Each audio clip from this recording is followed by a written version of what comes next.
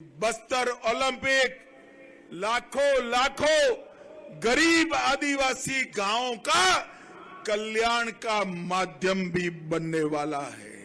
इस क्षेत्र के अंदर शांति, सुरक्षा, विकास और नई उम्मीदों की नींव डालने का काम ये बस्तर ओलंपिक करने वाला है। भाइयों बहनों, पूरे देश को मालूम है, दुनिया में जब भी भारत को किसी भी स्पर्धा में मेडल मिलता है, उसमें से आधे मेडल मेरे आदिवासी बच्चे लेकर आते हैं। आदिवासी बच्चे लेकर आए। ये जो खेलों की शुरुआत है, ये जो विकास की शुरुआत है, वो आने वाले दिनों में बस्तर के आदिवासी बच्चों के लिए विश्व भर की क्षितिजों को खोलने का काम करेगी। और आज मैं जब यहां आया, आपकी परेड देखी, 8 टोलियों और उसके नेतृत्व करने वाली बच्चियों को देखा, सभी 7 जिलों की एक टोली, और एक टोली नक्सलवाद छोड़कर मेन स्ट्रीम में आए हुए हमारे भाइयों की टोली थी, हमारी बहनों की टोली थी। मैं सबसे ज्यादा बधाई उस टोली को देना चाहता हूं जिससे हमें नुवा वार्ड के दिव्यांगों को, जो बस्तर के अंदर नक्सल हिंसा के भुक्तभोगी रहे, वो दिव्यांगों की आज यहां व्हील चेयर होगी।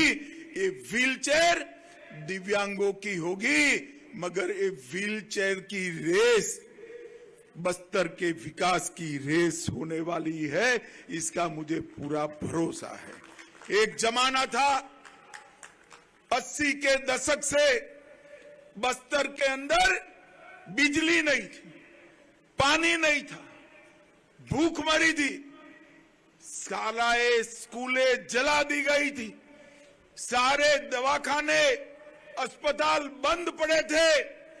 आज मैं हमारे मुख्यमंत्री और उप मुख्यमंत्री को बधाई देना चाहता हूं। 1 साल के अंदर हमारे बस्तर के अंदर उन्होंने गांवों को बदलने का एक बहुत बड़ा अभियान लिया है। भारत सरकार तो वही थी 10 साल से, मगर विगत 5 सालों में हमें यहां की सरकार का समर्थन नहीं मिला। छत्तीसगढ़ वालों, आपने भाजपा सरकार बनाई, दोनों जगह भाजपा सरकार बनी और नक्सलवाद के खिलाफ हमारा अभियान तेज हो गया। 1 साल हुआ कल, 1 साल के अंदर 287 नक्सलियों को मार दिया गया, 992 नक्सली गिरफ्तार हुए और 837 नक्सली सरेंडर हुए। मैं आज मां दंतेश्वर की भूमि से सभी नक्सलवाद से जुड़े हुए, गलत रास्ते पर गए हुए मेरे भाइयों को कहना चाहता हूं, आइए आत्मसमर्पण करिए, मुख्य धारा से जुड़िए, हथियार छोड़िए, बस्तर के विकास के लिए, छत्तीसगढ़ के विकास के लिए, देश के विकास के लिए आपका सहयोग दीजिए। मैंने कई राज्यों के सरेंडर पॉलिसी का अध्ययन किया था। विजय मेरे पास आया था, सरेंडर पॉलिसी मैंने देखी है।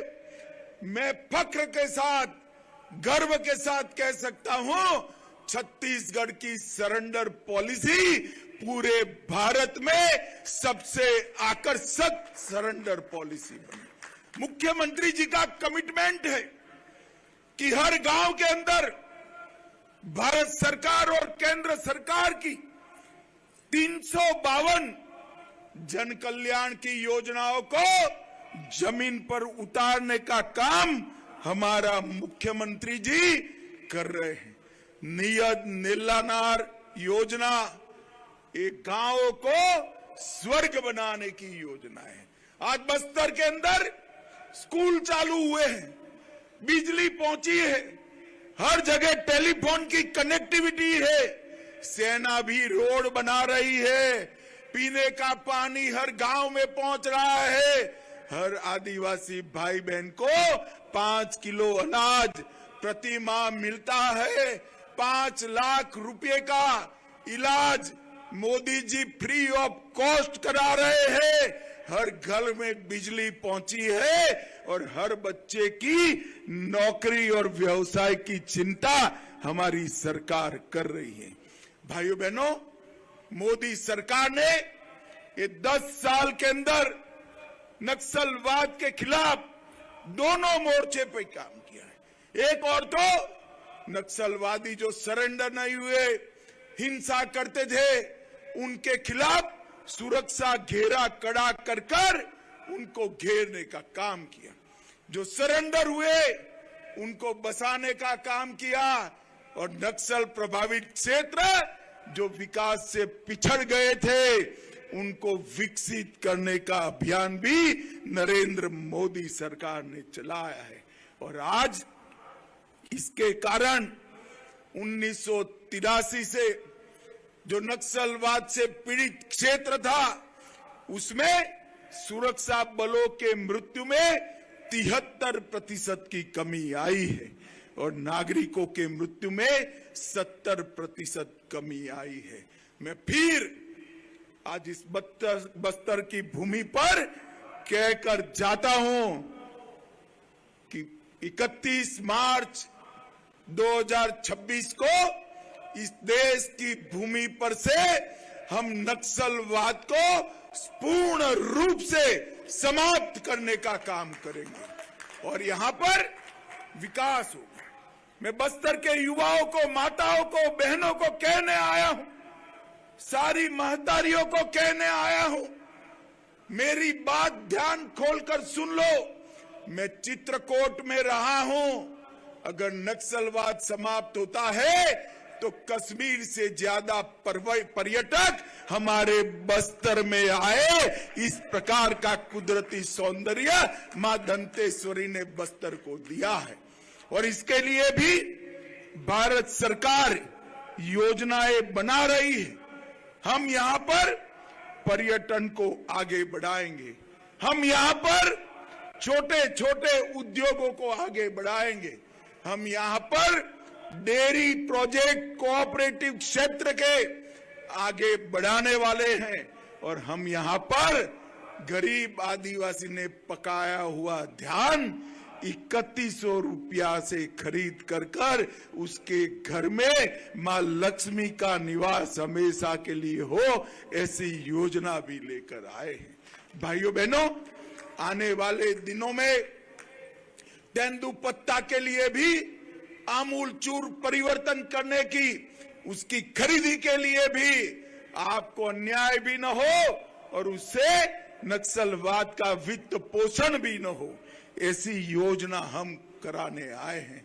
और आज मैं कहने आया हूं, जिन्होंने सरेंडर किया, जो दिव्यांग बने, जिनके परिजन मारे गए, ये सभी लोगों के लिए नरेंद्र मोदी जी ने 15,000 प्रधानमंत्री आवास एक्स्ट्रा छत्तीसगढ़ के लिए मंजूर करे हैं, जिसमें 9,000 से ज्यादा मेरे बस्तर में बनने वाले हैं। ये बहुत बड़ी पहल है। नरेंद्र मोदी जी के मन में कितनी संवेदना पड़ी है नक्सलवाद प्रभावित क्षेत्रों के लिए, ये बहुत बड़ी बात है। आज यहां पर नुवावाट दस्ते को देखा तो सात अर्थ में मेरा मन संवेदनाओं से भर गया। ये नुवावाट दस्ता खिलाड़ियों का दस्ता हमारे देश के लिए उम्मीद की किरण है, एक पॉजिटिव इकोसिस्टम बनाने की शुरुआत है। और आज मैं बस्तर के युवाओं को कहने आया हूं, हार मानने वाला कभी नहीं जीतता, जीतता वो है जो कभी हार नहीं मानता। बस्तर के अंदर अनेक संभावनाएं पड़ी, मैं साफ देख रहा हूं 2036 में भारत में ओलंपिक होने वाला है। ये जो 3000 बच्चे मेरे सामने बैठे हैं, उसमें से कोई बच्ची वहां गोल्ड मेडल लेकर आएगी तो पूरा भारत इस पर गर्व करेगा। इस प्रकार की बात हम आगे बढ़ाना चाहते हैं। हमारे प्रधानमंत्री जी का मूल मंत्र sports for all, sport for excellence, ये दोनों को हम बस्तर में चरितार्थ करना चाहते हैं। और भाइयों बहनों, मैं मानता हूं कि रास्ता बड़ा कठिन है, काम भी बड़ा कठिन है, परंतु कठिन है इसीलिए करने योग्य है। बस्तर के अंदर विकास, बस्तर के अंदर पर्यटन, बस्तर के अंदर शांति, बस्तर के नागरिकों का विकास और बस्तर के अंदर सभी कल्याण योजनाओं का 100% इम्प्लीमेंटेशन ये होकर ही रहने वाला है। और मेरा छत्तीसगढ़ नक्सलवाद से मुक्त होने वाला है, इसमें किसी को शंका रखने की जरूरत नहीं है। भाइयों बहनों, ये बस्तर हमारा आदिवासी क्षेत्र है। मोदी जी ने 10 साल में जल, जंगल और जमीन की रक्षा के साथ साथ सुरक्षा, सम्मान और समावेशी विकास को भी आगे बढ़ाया है।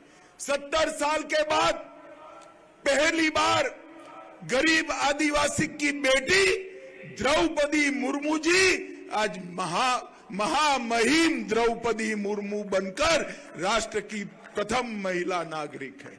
और भाइयों बहनों, ये सम्मान हमारे नेता नरेंद्र मोदी जी ने किया। नक्सलवाद को समाप्त करना, शांति, स्टेबिलिटी स्थापित करना, आजादी के आंदोलन में हमारे सैकड़ों आदिवासी, आजादी के स्वतंत्रता संग्राम के सेनानियों की याद में म्यूजियम बनाना, इसके लिए देश भर में 10 म्यूजियम हो रहे हैं। 15 नवंबर को भगवान बिरसा मुंडा की जयंती को जनजातीय गौरव दिवस घोषित किया। और मैं आज कांग्रेस वालों को कहने आया हूं, 2013 में 2014 का बजट आदिवासी कल्याण का आपका 28,000 करोड़ का था, 28,000 करोड़। और 2024-25 का बजट नरेंद्र मोदी जी ने 28 करोड़ से बढ़ाकर 1,33,000 करोड़ तक पहुंचाने का काम किया। यही बताता है कि विकास की स्पर्धा में पिछड़ गए आदिवासी इलाके, आदिवासी गांव और मेरा आदिवासी युवा, इसके विकास को नरेंद्र मोदी सरकार समर्पित सरकार। डिस्ट्रिक्ट मिनरल फंड, पहले खदानों का पैसा उद्योगों में जाता था, मोदी जी ने एक बड़ा हिस्सा गांव के विकास के लिए, आदिवासी गांव के विकास के लिए लाया। और 97,000 करोड़ बजट के अलावे 10 साल में आदिवासी क्षेत्रों के लिए खर्च करने का काम किया। Eklavya residential school 708